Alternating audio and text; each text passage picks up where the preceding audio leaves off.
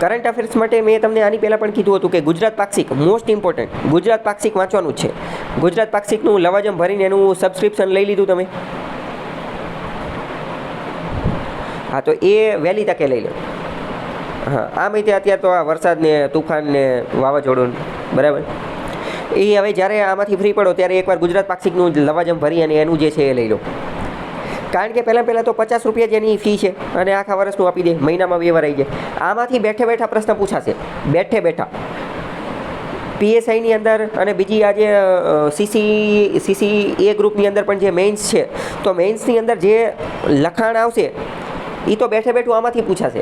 MCQ તો પૂછાય જ છે, MCQ તો પૂછાય જ છે, પણ જે લખવાની પરીક્ષા આવે, રિટર્ન, ડિસ્ક્રિપ્ટિવ, વર્ણનાત્મક, એમાં તો આ ઘણો ફાયદો આવશે. જે પત્ર લખવાનો પૂછાશે, જે અહેવાલ લખવાનો પૂછાશે, એ બધા આમાંથી બેઠે બેઠા જે છે આવતા હશે. આમાં જે ટોપિક આવતો હોય, બરાબર, એમાંથી જ પ્રશ્ન પૂછાતા હોય છે, બરાબર. ફોર એક્ઝામ્પલ, ચલો હું તમને એક એક્ઝામ્પલ આપું.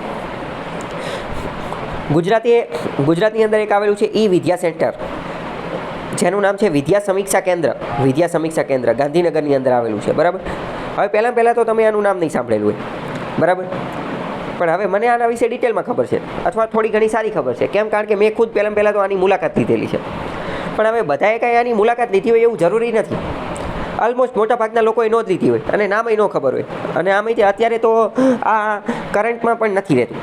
પણ હવે જે તે સમયે આનું મોદીએ ઉદ્ઘાટન કરેલું હતું ત્યારે આનો આર્ટિકલ આવેલો હતો ગુજરાત પાક્ષિકની અંદર, અને એના થોડા સમય પછી GPSCની એકાદી મેઇન્સ એક્ઝામ હતી ને, એમાં પ્રશ્ન પૂછી લીધેલો હતો કે તમે વિદ્યા સમીક્ષા કેન્દ્રની મુલાકાત લીધેલી છે, આ બાબતનો અહેવાલ લખો.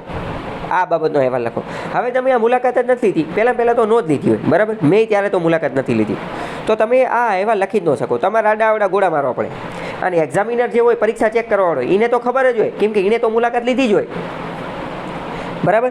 તો એટલે એ તરત જ તમારા આન્સરને જે છે એ પકડી લે. પણ તમે જો વાંચેલું હોય તો તમને ખ્યાલ આવે કે હકીકતમાં આ શું વસ્તુ છે. આ ઇવેલ્યુએશન માટેની, મૂલ્યાંકન માટેની એક સિસ્ટમ છે. આવી જ રીતે બીજો એક ક્વેશ્ચન પૂછાયેલો હતો. ડાંગની અંદર એકાદું કંઈક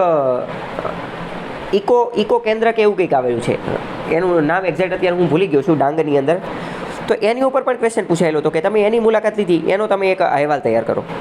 આ ઉપરાંત આપણે વાત કરીએ કે ચર્ચાપત્ર, તો ચર્ચાપત્ર અથવા તો વાત કરીએ કે જે જાહેર નિવેદન જે પૂછાતું હોય છે, તો જાહેર નિવેદન પણ આ ગુજરાત પાક્ષિકની અંદર અમુક જે ટોપિક આવેલા હોય એમાંથી જ પૂછાતા હોય છે. જેમ કે અત્યારની આપણે વાત કરીએ તો અત્યારે આપણે આ ડિઝાસ્ટરના સમયમાંથી પસાર થઈ રહ્યા છીએ. તો અત્યારે ફ્લેશ ફ્લડ જોવા મળી રહ્યું છે. અત્યારે આજે અર્બન ફ્લડ જે જોવા મળે કે અચાનક વરસાદ આવી ગયો એના કારણે જે ફ્લડ જોવા મળે, પૂર જોવા મળે, એને ફ્લેશ ફ્લડ કહેવાય અથવા અર્બન ફ્લડ કહેવાય. આના કારણે શું થાય? પહેલાં તો આપણી જે ડ્રેનેજ સિસ્ટમ, ગટર વ્યવસ્થા જે છે એ એટલી કંગાળ છે કે એ પડી ભાંગેલી છે. રોડ રસ્તા એ બધું ધોવાઈ ગયું હોય, પાક ધોવાઈ ગયું હોય, ઘર બર કોકના અમુકના પડી ગયા હોય, તો એમાં સહાયને એ બધું આપવાનું હોય. તો ઇન શોર્ટ ડિઝાસ્ટરને લગતો આ ટોપિક છે.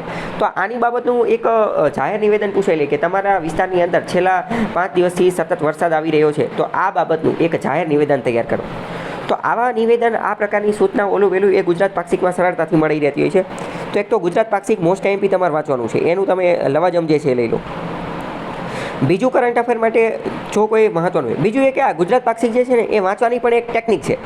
1 કલાકની અંદર ફટાફટ ઉપરથી વાંચી લેવાનું, બધું ડિટેલમાં વાંચવા જવાનું નથી. ઉપરથી ફટાફટ 1-2 કલાકની અંદર વાંચી નાખવાનું, બરાબર, ડિટેલમાં નથી વાંચવાનું. બીજું એક ન્યૂઝપેપર હું કહું છું, એ ભારત સરકાર દ્વારા ઇસ્યુ કરવામાં આવે છે.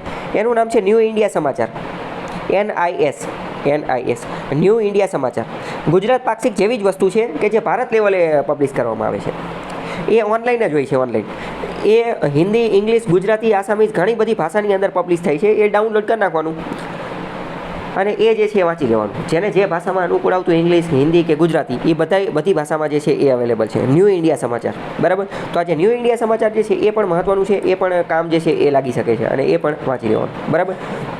એમાં પણ આની જેવી જ મહત્વની ઇન્ફોર્મેશન મળી જશે. ચલો, ન્યૂ ઇન્ડિયા સમાચાર આ વખતની જો હું વાત કરું ને, તો આપણે આજે જનધન યોજના જે છે ને એ 2014માં ચાલુ કરેલી હતી. અત્યારે 2024માં છીએ તો એના 10 વર્ષ પૂરા થયા. તો ન્યૂ ઇન્ડિયા સમાચારના આ વખતના ઇસ્યુની અંદર જે છે ને આ જનધન યોજનાના 10 વર્ષ પૂરા થયા, તો એની બધી ડિટેલમાં માહિતી આપેલી હતી. હવે આપણે પહેલાં તો એટલી ડિટેલમાં માહિતી નથી જોતી, પણ એમાં અમુક ઇન્ફોગ્રાફિક્સ આપેલા હોય, અમુક ચાર્ટ બનાવેલા હોય, અમુક ડેટા આપેલા હોય મહત્વના. હવે આ જ ડેટા બેઠે બેઠા આ જ ચાર્ટ તમે બેઠે બેઠા તમારા મેઇન્સ આન્સરની અંદર લખી નાખો, અથવા તો તમારા જે નિબંધ કેવું કંઈ લખતા હોય એની અંદર બેઠે બેઠા લખી નાખો તો પણ ચાલી જાય. બીજું આ જ ડેટા અને આ ચાર્ટનો ઉપયોગ કરીને તે MCQ પણ ફ્રેમ થઈ શકતા હોય છે કે જનધન યોજના બાબતે નીચેના વિધાનો ધ્યાને લો. બરાબર. તો આ ન્યૂ ઇન્ડિયા સમાચારને એ બધું જે છે એ અત્યંત મહત્ત્વનું છે. આ કારણ કે પ્રશ્ન આમાંથી જ પૂછાતો હોય છે. અને બીજું એ કે આમાં જે આંકડાની બધું આપેલું હોય એ સાચા જ હોય, કારણ કે સરકારની જે મિનિસ્ટ્રી જે છે એના દ્વારા તો આ પબ્લિશ કરવામાં આવે છે. બરાબર. તો આ બે ન્યૂઝપેપર તમારે ખાસ જોવાના છે, ન્યૂ ઇન્ડિયા સમાચાર અને ગુજરાત પાક્ષિક જે છે. બરાબર.